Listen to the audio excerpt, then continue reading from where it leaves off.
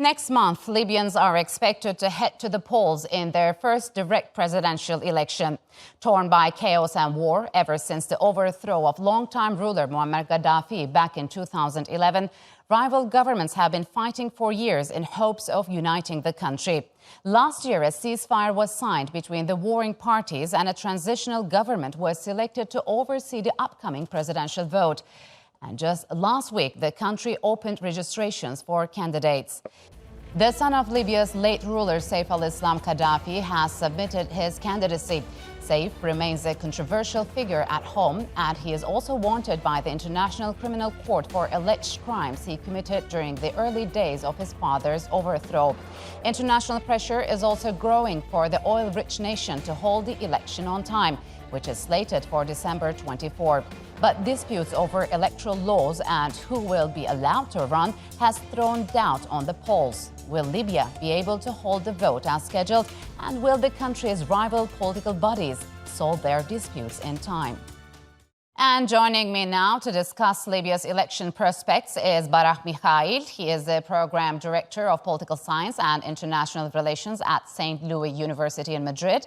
And in Doha, we have Youcef Bouandel, Professor of Political Science at Qatar University. Gentlemen, welcome to Straight Talk. It's good to have you on the program. So, Barah, Libya is less than 90 days away from its scheduled presidential and parliamentary elections. Could you talk to us about the latest political disputes engulfing the country? Yes, first of all, thank you very much for your invitation. Well, when it comes to the situation that prevails in Libya, obviously, we have still a situation of divisions and even some kind of fragmentation sometimes that prevails in Libya. Mm-hmm. So, I mean, in a nutshell, what we have is, of course, the fact that we have a government of national unity that is running from Tripoli, but with some, I would say, figures that are entering into rivalry when it comes to the future of this government and when it comes also to the future of power. Mm-hmm. Meaning that I'm thinking, for example, of Khalifa Haftar in the east, as well as Aguila Saleh, the head of the parliament, and the fact that there are men, among other persons, that are trying to pushing actually for definitely getting the grab out of the situation in Libya. So to say it in another way, institutions are still divided. We have an impression of sovereignty that has strengthened a bit from Tripoli, but we're still not there. And within this, of course, what we have are also Libyans that want to have a project of national unity, that wants to build something, but at the same time, we're not sure to what extent they will be mobilized for the coming elections. So to put it in another way, the problem is that we have also some divisions that prevail when it comes to the Libyans themselves. And of course, the situation that has unfolded all through the last hours with, for example, Saif al-Islam Gaddafi running for elections is not really helping to solve the situation. Yes. So, Youcef, how deep, in your opinion, are rifts over electoral laws and who will be allowed to run? Well, I think I agree with your guest from Madrid. The Libya is divided as ever. There has been a lot of signs, even recently, of those divisions. For instance, the sacking of the foreign minister, for instance, by the Presidential Council, and the government in Tripoli refusing that. Mm-hmm. The political figures that have put their hats forward, a couple of days ago, we saw Saif al-Islam Gaddafi, for instance, is running for the presidency, as well as Khalifa Haftar, who resigned his position from the military just 3 months before the elections. These are two very divisive figures in Libyan politics. The institutions are very weak. I would say that the elections, it's the international community that is pushing for the elections, and the ground in Libya, I don't believe, is ready for this particular big event. We are about less than 5-6 weeks from the elections. And how do you expect people or candidates to run a proper political campaign? So Libya opened registrations for election candidates on Sunday, Barah. I mean, which candidate has come to the fore? I mean, we've mentioned Saif al-Islam Gaddafi's candidacy. How it is resonating among different factions in the country? Does he stand a chance?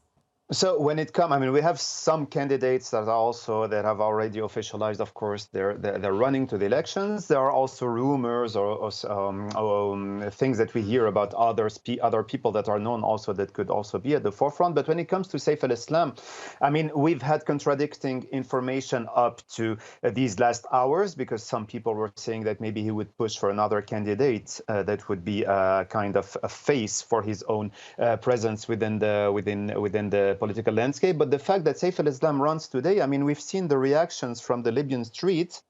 We've seen Misrata, some key persons in Misrata reacting, but also some people going to the streets demonstrating against the fact that Saif al-Islam would be running. What I mean here is that, of course, Saif al-Islam Gaddafi is a divisive figure. I mean, he is a person that anyway, if he had to be able to build on an important base, and I'm not sure that his base will go beyond what we call the green movement, Yes. no, or the Gaddafists, yeah.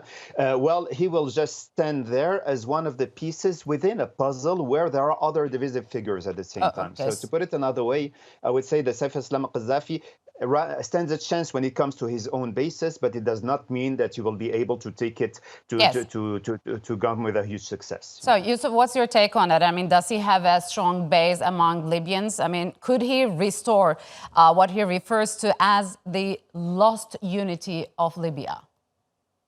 Well, it's a very, very difficult job for him to do.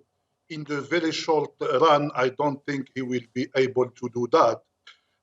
If elections are held on the 24th of December as scheduled, I think that he stands a very good chance of winning, simply because he has some support throughout the country, in some parts stronger than others, for instance, in Bani Walid, and also in the south of the country. It's very telling that he intended to run for president from the city of Sabha in the south. So many Libyans are very, very disillusioned with the last 10 years. They long for the days of his father, paradoxically, given the stability and economic and social situation. Okay. But it's a wait-and-see game. So Libya's warlord Khalifa Haftar has just announced he will also run for president. Where does he stand politically, Barah? I mean, after his failure to take over Tripoli militarily, is he trying to take it politically now?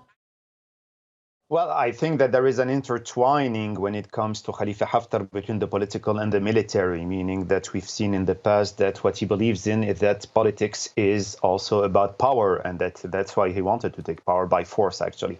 What has changed maybe is the fact that he doesn't seem to have as many or as much military backing as he had during the 2018-2019 war. So this is one criteria that is important. The other criteria is that he had to show a sense of responsibility, at least officially speaking, and to say, I am gonna run the elections the way others are doing. So I'm playing the game somehow. But at the same time, I'm not sure that the nature, the DNA, let's say, of Khalifa Haftar has changed, meaning that, of course, he wants to stand a chance.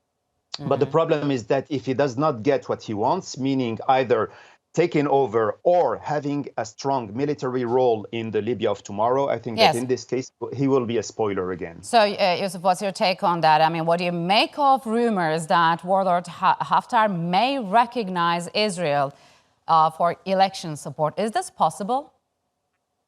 Well, everything is possible in the sense that Haftar wants to become Libya's president. His announcement that he is running is not a surprise, because we look back some 2.5 months, a month and a half ago, or 2 months ago, when he resigned his position from the military. That was the biggest hint, if a hint is needed, that he wants to run for the presidency. There has been unconfirmed reports that his son has visited Israel seeking its support for running for the presidency. He's in very good terms with Egypt, as well as the United Arab Emirates, two Arab countries that have relations with Israel.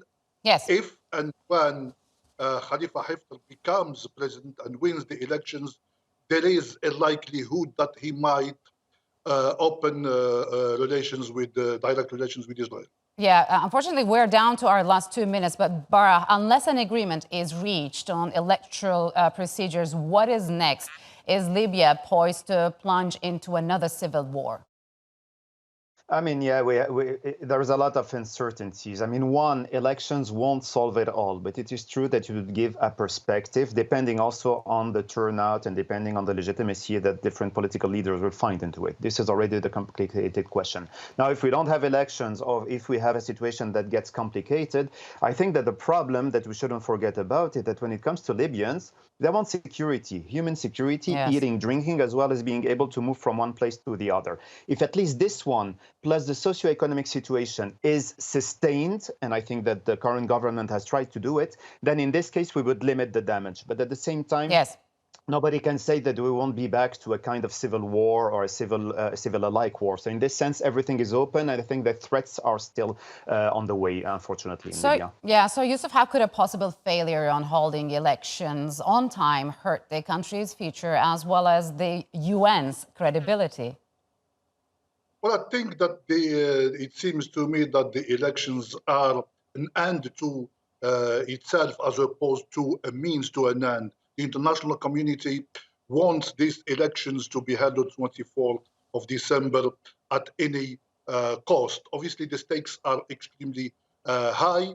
I don't think that Libya would plunge in another civil war because they learned the lessons over the last 10 years. I would expect there might be some kind of deals between these particular candidates for elections, because whoever comes to power as Libyan president cannot necessarily claim to have legitimacy given the differences that exist within the country. I do not foresee a proper electoral campaign in the next 5 weeks or so. So I believe that the only step ahead is for those candidates to agree on some sort of a deal after the elections. So whatever the elections produces, those candidates will have a say in the future of.